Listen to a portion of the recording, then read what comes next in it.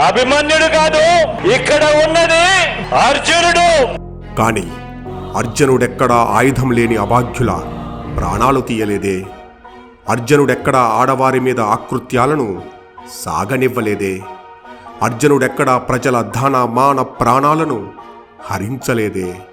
అసలు మహాభారతంలో అర్జునుడెక్కడా ప్రజాసంపద దోచుకోలేదే. మరి నువ్వు ఏ కథలో అర్జునుడివి?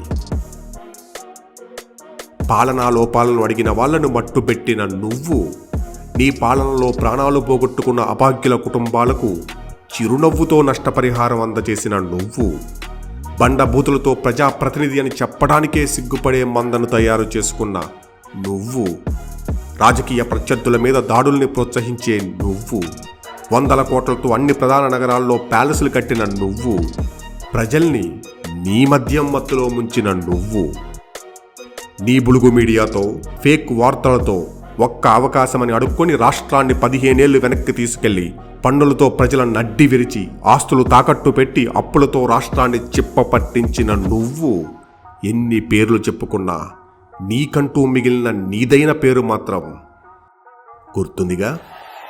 సైకో పోవాలి.